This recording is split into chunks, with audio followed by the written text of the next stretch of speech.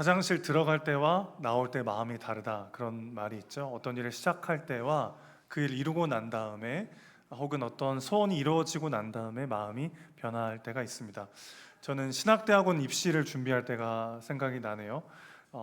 입시를 준비할 때 아직도 기억이 납니다. 시험을 보고 결과 발표하는 날 이제 컴퓨터에 앉아서 그 합격 통지를 딱 봤는데 막 너무 기쁘더라고요. 뛸 듯이 막 기뻐하면서 하나님이 나를 정말 목회자로 부르셨구나, 그런 감격과 감사와 막 기쁨으로 하루를 보냈는데, 그 기쁨은 그렇게 오래 가지 않았습니다. 몇 주 뒤에 이제 동계 어학 강좌를 들어야 되는데 히브리어 헬라어를 배우는데요, 너무 어려운 거예요. 이 꼬부랑 글씨가 이게 정말 글씨인가 싶을 정도로 막 너무 어려워서, 예수님은 왜 유대인으로 오셨나, 이 땅에 조선에 오셨으면은 한국말만 해도 됐을 텐데, 막 그런 이제 이상한 생각도 들 정도였어요. 신대원을 입학할 때, 준비할 때 마음과 입학하고 나서 또 당하게 되는 여러 가지 어려움이나 상황들 앞에서 마음이 달라지는 거죠.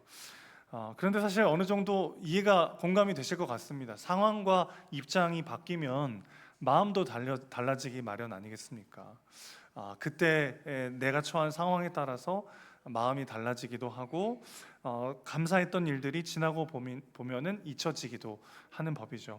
어떤 소원이 이루어진다고 해서 반드시 감사와 만족이 계속 이어지는 것은 아니더라는 것입니다. 그런 의미에서 오늘 한나의 결단은 놀라운 결단이죠. 한나는 오랜 기간 아이를 기다리면서 기도했던 사람입니다. 고대 시대 여인이 아이를 못 낳는다는 것, 특별히 상속자가 될 아들을 못 낳는다는 건 굉장히 큰 고통이었고 저주로 여겨지던 시대입니다. 그래서 울며 기도하면서 간절히 기도를 했어요. 그래도 아이가 생기지 않자 남편은 또 다른 아내를 데려와서 아이를 결국 낳게 되죠. 그랬더니 그 여인, 분인나라는 여인이 막 마음을 분격하게 하는 그런 상황들을 겪었습니다. 그래서 간절히 기도하면서, 하나님 만약에 아들을 주시면 평생 하나님께 드리겠습니다. 평생 하나님을 위해 헌신하는 나실인으로 하나님께 구별하여 드리겠습니다. 이렇게 서원 기도까지 하게 됩니다. 그리고 마침내 아들 사무엘을 얻게 되죠. 얼마나 기뻤을까요? 얼마나 기쁨과 동시에 이제 또 다른 부담이 오죠. 너무 이쁜 이 아들을 어떻게 내어놓습니까? 그럼 보통 이렇게 기도가 바뀔 수 있어요. 하나님, 초등학교 들어가는 것만 보고 드리겠습니다. 초등학교 들어가면 뭐 끝입니까? 아니죠. 중고등학교는 한참 힘들고 어려운 청소년기 옆에서 좀 지켜주고 함께 하면서 보내야 되지 않겠습니까? 성인이 되면 그때 드리겠습니다. 그 성인이 되면 또 어떻게 바뀝니까? 주님, 이제 제 말도 안 듣습니다. 주님이 알아서 하십시오. 그렇게 기도가 바뀔 만하잖아요. 근데 한나는 아이를 주시기 전에 했던 서원을 지키죠.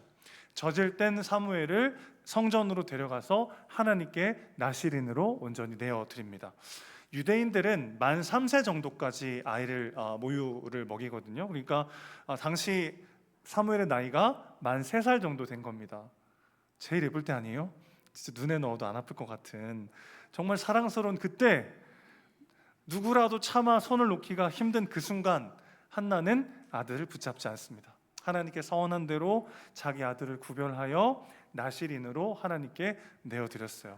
여러분, 이런 구절들을 읽으면 우리가 이렇게 생각하기가 쉽죠. 야, 역시 한나는 대단하다. 나는 못한다, 나는 못해. 그리고 성경을 덮으시면 안 됩니다.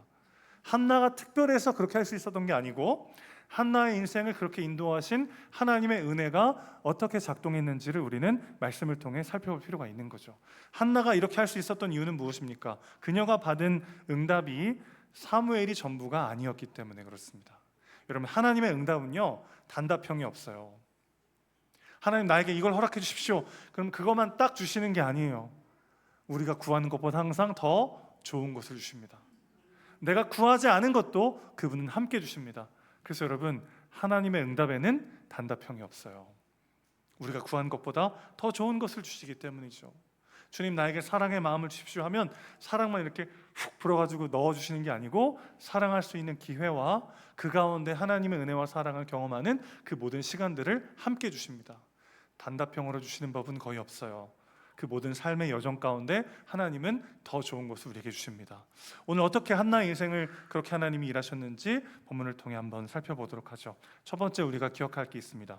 한나에게 고난의 시간은 선물이 아니라 선물 주신 분을 바라보는 눈을 뜨는 시간이었다는 것입니다. 오늘 1절 말씀을 다시 한번 읽어보겠습니다. 1절입니다. 시작. 한나가 기도하여 이르되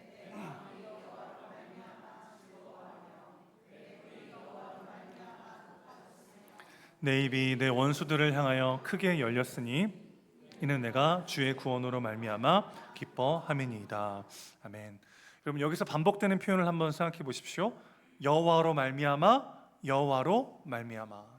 지금 한나가 기뻐하는 근본적인 이유가 뭡니까? 마침내 기다리고 기다리던 아들을 낳았기 때문인가요? 그렇지 않아요. 그녀의 기쁨은 어디 있습니까? 여호와로 말미암아 기뻐하고 있습니다. 여호와로 인하여 내가 기뻐합니다 고백하고 있어요. 여러분, 보통 우리는 소원이 이루어졌을 때 그 결과에만 집중하기 쉽죠. 문제 해결의 기쁨이라든지 내가 원하던 대로 상황이 변한 것에서 오는 기쁨에만 빠지기 쉬워요. 그러나 한나는 기도 응답 자체보다 그 응답을 주신 하나님께 집중하죠. 여러분, 예를 들어보겠습니다. 여러분, 목이 말라서 자판기 앞에 갔어요. 근데 동전이 없네요. 근데 어떤 사람이 와가지고 동전을 넣어줘서 음료수를 뺐습니다. 근데 그 동전 준 사람이 차은우예요. 차은우. 그럼 음료수가 안 보이죠. 그때부터는 음료수 따위는 중요하지 않고 선물 따위는 중요하지 않고 선물 준 사람만 보이죠. 하나님이 우리 안에 오셔서 일하시는 방식 가운데 우리의 반응은 원래 그래야 합니다. 하나님이 내게 허락하시는 선물보다 그 선물 주신 분이 훨씬 더 아름답고 영광스럽기에 우리의 눈이 띄어져서 그분을 바라보는 것이 너무나 중요하다는 것이죠. 왜냐하면요, 여러분, 한나가 만약에 그 선물 자체에 집중했다면 결코 사무엘을 내어줄 수가 없죠. 이제부터 사무엘은 내 인생의 전부고 내 인생의 의미고 내 모든 것이 되어버리기 때문에 사무엘이 곧 한나의 삶을 가둬버리는 또 다른 감옥이고 비극이 되어버리는 것이죠. 그래서 하나님은 한나로 하여금 사무엘을 먼저 주지 않으시고 선물보다 그 선물 주신 분을 바라볼 수 있는 눈을 먼저 뜨게 하시는 거죠. 그 눈물의 시간, 고통의 시간, 절규하며 기도하던 그 모든 시간들을 하나님은 이런 방식으로 사용하시더라는 것입니다. 선물이 아니라 선물 주신 분을 바라볼 줄 아는 눈을 뜨는 시간이었다는 거죠. 단순히 사무엘을 기다리는 시간이 아니었다는 거예요. 그녀에게 사무엘보다 더 귀하고 영원한 것을 주시는 하나님을 바라볼 줄 아는 눈을 뜨는 시간이었다는 것입니다. 우리는 고난당할 때는 고난에 집중하고 고난당하는 나에게 집중해요. 그런데 응답받고 난 다음에는 그 선물에 집중하고 은혜 받은 나 자신에게 또 집중합니다. 그래서 언제나 하나님을 놓쳐버리곤 하는 것이죠. 우리가 종종 빠지기 쉬운 함정은 고난 속에서는 고난 자체에만 집중하고 응답받은 뒤에는 그 선물에만 집중하는 거예요. 그러나 그렇게 되면 기도의 본질, 신앙의 핵심을 놓쳐버리게 되는 거죠. 한나는 이 함정을 넘어서서 하나님을 바라보게 됩니다. 그래서 그녀의 노래는 단순한 개인의 감사가 아니라 역사를 주관하시는 하나님을 찬양하는 고백이 되는 것이죠. 우리가 구원받은 이유는 단지 천국이라는 결과를 얻기 위해서가 아니라 복음의 진정한 기쁨은 그 길을 여신 예수 그리스도와의 만남 그 자체인 것이죠. 십자가와 부활을 통해서 우리에게 생명을 주신 주님을 더 깊이 알아가게 되는 것이 구원의 본질이라고 할 수 있겠습니다. 한나의 고백처럼 우리의 노래도 예수님으로 말미암아라는 고백이 되시기를 주님의 이름으로 축원합니다. 우리의 기쁨, 우리의 소망의 근거가 우리 기도 응답과 내 마음의 소원 자체에 있지 않고 그것을 허락하신, 그것을 주신 분께 향하시기를 주님의 이름으로 축복합니다. 자, 두 번째는요, 그렇게 그분을 바라보면서 그분을 닮아가는 은혜를 한나가 누리게 됩니다. 한나의 노래를 가만히 들어보면 그녀의 시선이 점점 달라지고 있다는 것을 알게 되죠. 처음에는 눈물로 시작했지만 결국 그 눈물이 하나님을 바라보는 찬양으로 바뀌기 시작합니다. 한나가 진정으로 붙든 것은 아들이 아니라 그 아들을 주신 하나님이었죠. 그래서 그녀는 하나님이 어떤 분이신지를 알며 노래하고 있어요. 네 가지로 고백하는데 2절 말씀 보실까요? 주와 같이 거룩하신 이가 없으십니다. 주밖에 다른 이가 없습니다. 우리 하나님 같은 반석도 없습니다. 여호와는 지식의 하나님이셔서 모든 행동을 달아보십니다. 한나는 하나님을 어떤 하나님으로 고백하고 있죠? 거룩하신 하나님, 반석이신 하나님, 모든 것을 아시는 하나님, 공의로우신 하나님, 이것이 한나가 눈물 속에서 그리고 그 모든 응답의 과정 속에서 발견하게 된 하나님의 얼굴이었던 거죠. 여러분, 인간적으로 보면 한나의 삶은 상처투성이 인생이었어요. 아이를 낳지 못했다는 수치가 있었고, 분인나가 끊임없이 조롱할 때마다 마음이 찢겨지고 무너져 내렸습니다. 성전에 가서 막 울며 기도했더니 엘리 선지자가 와가지고 얼마나 힘들어요, 내가 기도하고 있어요. 그러면 얼마나 좋겠어요. 술을 끊으세요. 막 이렇게 얼굴 벌게 가지고 막 중얼중얼 하니까 선지자라는 사람, 제사장이라는 사람이 와가지고 독주를 끊으라. 내 상황도 모르고 오해하고 비난하고 그런 사람들에 둘러싸여서 그 모진 시간들을 견뎌야 했던 한나의 마음이 얼마나 갈기갈기 찢어지고 아팠을까요? 그런데 그게 전부라면 사무엘을 주시고 난 다음에도 일이 심각합니다. 여러분, 사무엘을 딱 낳자마자 그간 받았던 서름과 아픔과 상처가 막 생각났을 거 아니에요? 그럼 어떻게 하겠어요? 저 같으면 이렇게 할 것 같아요. 아이를 딱 안아가지고, 아이고 우리 상속자, 우리 기둥, 우리 아들. 거기에 모든 복수심과 또 다른 방식의 우월감과 교만이 한나를 무너뜨리게 하기가 너무 쉬운 거죠. 한나는 사무엘이 아니라 사무엘을 주신 하나님의 거룩하심을 점점 맛보아 알게 되었어요. 세상이 자신을 무가치하게 보아도 거룩하신 하나님이 함께 하심을 알기에 더 이상 조롱에 무너지지 않을 수 있었습니다. 그래서 여러분, 생각해 보시면 한나가 집중했던 건 뭡니까? 어떻게 하면 분인나를 저것을 그냥 확 내가 복수를 할까? 그때 내가 이렇게 받아쳤어야 되는데 왜 말을 못했지? 그런 게 아니고, 그녀는 그 억울함과 두려움과 울분이 있을 때마다 그걸 그대로 가지고 어디로 갑니까? 하나님께로 나아가서 하나님께 쏟아놓습니다. 세상이 나를 뭐라고 하든 상관없이 거룩하신 하나님이 나의 하나님이심을 기억하면서 그분 안에서 마음을 토해놓는 거죠. 그러면서 그녀는 반석 계신 하나님 안에서 참 평안을 누리게 됩니다. 흔들리던 마음이 하나님이라는 요새 안에서 굳건하게 서게 되는 거죠. 그녀는 모든 것을 아시는 하나님을 신뢰하게 됐어요. 억울한 말을 들어도, 아무도 자신의 속마음을 몰라주어도 하나님이 아신다는 사실 하나만으로 위로를 얻게 되는 거죠. 그리고 그녀는 공의로우신 하나님께 자기의 삶을 맡기게 되었습니다. 여러분, 이게 너무나 중요합니다.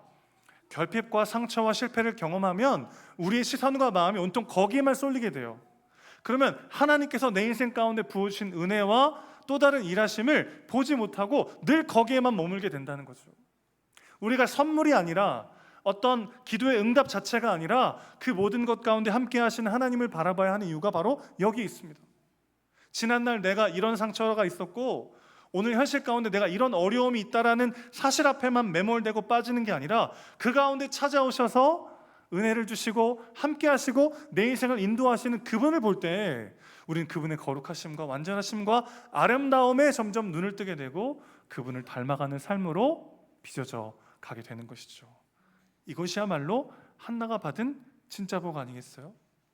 사무엘은 분명 너무나 귀한 선물이었지만 언젠가는 떠나보내야 될 존재죠. 그러나 하나님은 영원히 함께 하시는 분이시죠. 한나가 누린 가장 큰 복은 그 하나님을 알아가고 하나님을 닮아가며 하나님을 누리는 삶을 살게 된 것이었어요. 그래서 그녀는 사무엘을 하나님께 내어드릴 수 있었습니다. 사무엘이 인생의 목표였다면 어떻게 내어드리겠어요? 그런데 사무엘보다 더 크신 하나님이 그녀와 함께 하신다는 것을 알았기 때문에 사무엘보다 더 깊은 은혜, 더 영원한 위로가 하나님 안에 있었기 때문에 그녀는 담대히 사무엘을 내어드릴 수 있었다는 것입니다. 오늘 우리가 집중하고 있는 것은 무엇입니까? 우리의 기도는 여전히 무언가를 얻는 것에만 머물러 있지는 않습니까? 응답이 있으면 기뻐하고 응답이 없으면 낙심하는 그 수준에 머물지 않으시기를 주님의 이름으로 축원합니다.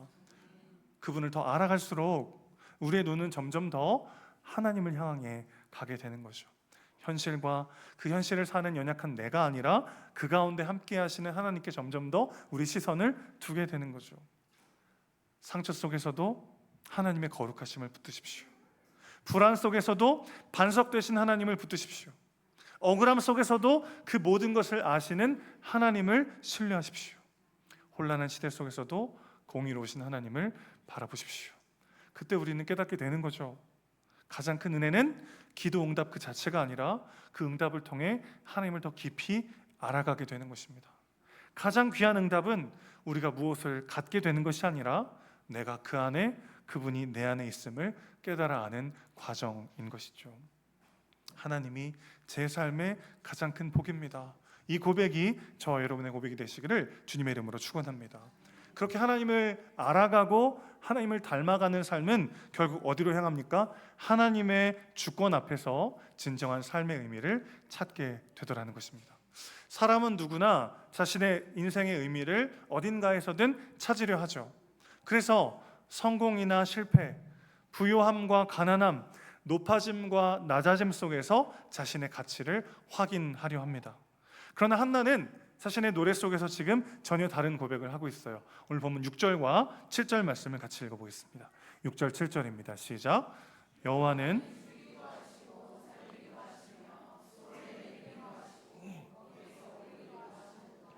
여호와는 가난하게도 하시며 부하게도 하시며 낮추기도 하시고 높이기도 하시는도다. 너무나 중요한 고백입니다. 우리는 그렇게 착각할 때가 있어요. 내가 살고 죽는 것이, 내가 높아지고 낮아지는 것이 내 생명이 마치 내 손에 달려 있는 것처럼 높아질 때는 교만하고 낮아질 때는 절망하곤 합니다. 그런데 한나는 뭐라고 말합니까? 인생의 의미가 그 상황에 있지 않고 모든 것을 주관하시는 하나님의 손 안에 있다는 것을 그녀는 선포하고 있어요. 죽고 사는 것이 하나님의 손에 있습니다. 인생의 시작과 끝은 내 손에 달린 게 아니죠. 우리는 의수를 의지하고 건강을 관리할 수는 있지만 결국 생명과 죽음의 주권은 하나님께 있습니다. 그래서 신앙인은 죽음을 두려움만으로만 바라보진 않아요. 죽음마저 하나님의 손 안에 있는 그 믿음으로 담대하게 살아갈 수 있는 것이죠. 이 믿음이 있기 때문에 우리는 죽음 앞에서도 사망아 내 쏘는 것이 어디 있느냐 노래할 수 있게 되는 것이죠. 높아짐과 낮아짐도 하나님의 부르심 안에 있습니다. 사람은 높아지면 교만하기 쉽고 낮아지면 절망하기 쉽잖아요. 그러나 믿음의 눈으로 보면 높아짐도 하나님의 부르심이요 낮아짐도 하나님의 부르심일 때가 있어요. 높아졌을 때는 그것을 통해 하나님께 영광 돌리라는 부르심이고, 낮아졌을 때는 하나님을 더 깊이 의지하라는 부르심일 수 있어요. 그래서 성도는 상황에 휘둘리는 사람이 아니라 부르심에 반응하는 사람입니다. 다시 한번요, 성도는요 상황에 휘둘리는 게 아니라 부르심에 반응하는 인생이라는 것이죠. 이것이 세상과 구별되는 신앙인의 길이죠. 부유함과 가난함도 하나님의 일하심 안에 있습니다. 우리는 부유하면 인생이 성공했다고 여기고 가난하면 실패했다고 여길 때가 있어요. 그래서 부자와 잘 사는 사람을 동의어로 사용할 때가 많잖아요. 근데 그렇지 않죠. 하나님은 부유함 속에서도 우리 마음의 교만을 다루시고 가난함 속에서도 겸손을 빚어내실 수 있는 분이시죠. 부유함과 가난은 단순한 삶의 조건이 아니라 하나님께서 우리를 빚으시고 다듬으시는 은혜의 과정이라는 것입니다. 그러므로 신앙인은 부유할 때도 하나님을 의지하고 가난할 때도 낙심하지 않을 수 있는 것이죠. 왜냐하면 그 두 상황 모두 하나님의 손 안에서 우리를 변화시키는 도구이기 때문에 그렇습니다. 여러분, 우리는 오늘 우리 삶의 의미를 어디에서 찾고 있습니까? 우리의 상황 가운데, 내가 그동안 이룬 성공과 성취 가운데, 혹은 다른 사람의 인정과 평가 가운데 내 삶의 의미를 둘 때가 있어요. 그것을 뽑아다가 다시 하나님 안에 두시기를 주님의 이름으로 축복합니다.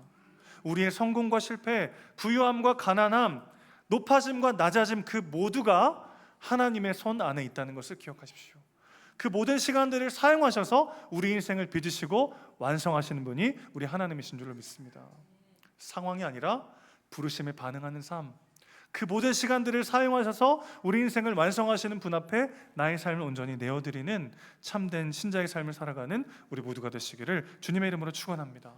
그렇게 하나님을 알아가고 그분의 거룩하심에 눈을 뜨며 그분께 나의 삶을 내어드리는 삶의 열매 가운데 한나는 이렇게 노래를 마무리합니다. 10절 말씀 우리 같이 한번 읽어볼까요? 10절입니다. 시작. 여호와를 대적하는 자는 산산이 깨어질 것이라. 하늘에서 우레로 그들을 치시리로다.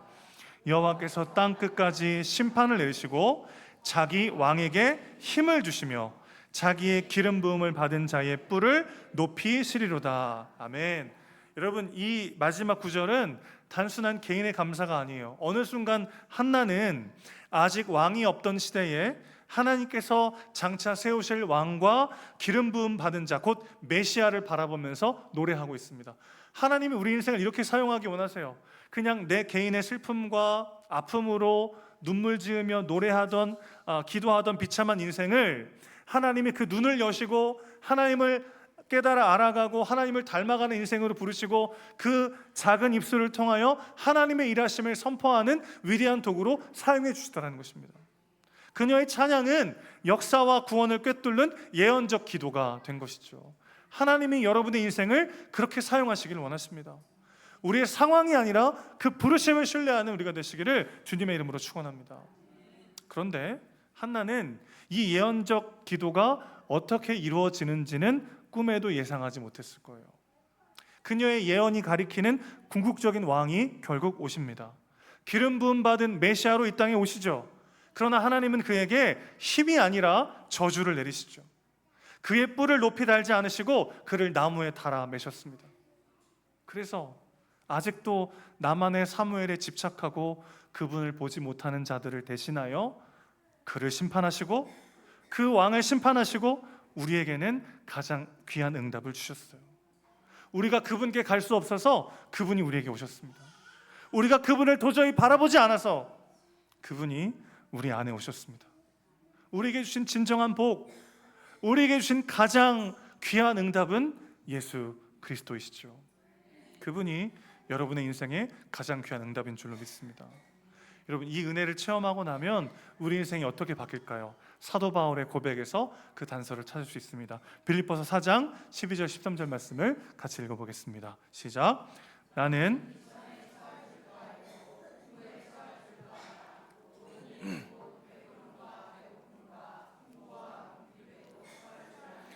일체의 비결을 배웠노라.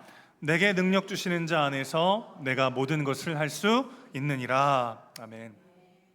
여러분, 보통 그 액자 보면은 요 뒤에 구절만 떼가지고 내게 능력 주시는 자 안에서 모든 것을 할 수 있느니라, 굉장히 은혜가 되는 구절인데 그 모든 것에는 뭐가 포함됩니까?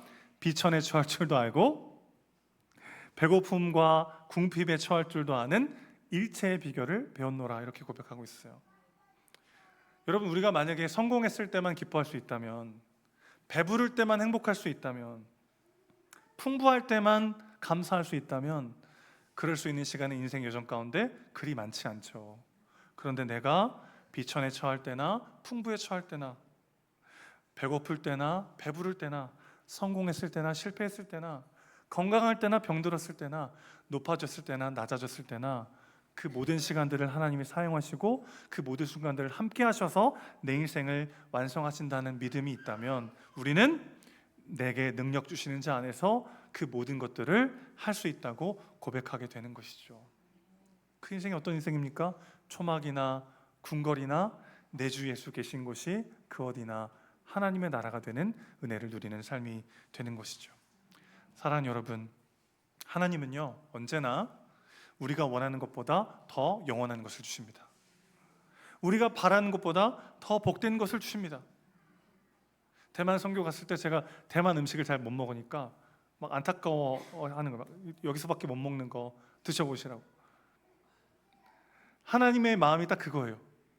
이 땅에서만 누릴 수 있는 거 그거 한번 누리고, 천국의 수두룩한 거, 그 금은 이런 거 천국의 그 수두룩한데 거기에 목숨 걸지 말고 이 땅에서만 누릴 수 있는 나와의 동행, 이 땅에서만 경험할 수 있는 그 거룩한 하나님과의 감미로운 동행, 하나님이 함께 하셔서 성공했으나 실패했으나 건강할 때나 병들었을 때나 높아졌을 때나 낮아졌을 때나 그것과 상관없이 하나님의 하나님 되심을 맛보아 아는 자들이 누리는 진정한 평안과 담대함, 그 생명, 그것을 누리라고 우리를 초대하고 계십니다. 이 땅에서만 누릴 수 있어요. 천국에서는 다 성화를 지나 영화 되셔가지고 갈등과 아픔과 상처가 없어서 내 마음대로 해도 하나님을 사랑하고 하나님을 찬양하고 하나님께 영광 돌릴 수밖에 없어요. 그때는 근데 때로는 힘들고 지치고 넘어지고 원망과 불안과 갈등이 있지만 그럼에도 불구하고 하나님을 붙잡는 방식으로 그분께 영광 돌릴 수 있는 방법은 이 땅에서밖에 없다는 것입니다. 그래서 오늘 우리의 눈은 선물이 아니라 선물 주신 분을 향해 합니다. 기도의 결과물이 아니라 그 길을 여시고 함께 걸어가시는 그리스도를 보십시오. 그분이 자신의 전부를 우리에게 주셨습니다. 그분이 우리 인생의 가장 귀한 응답인 줄로 믿습니다. 그분과 함께 초막이나 궁궐이나 내 주 예수 계신 그 모든 것이 하나님 나라가 되는 영광을 함께 누리시기를 주님의 이름으로 축원합니다.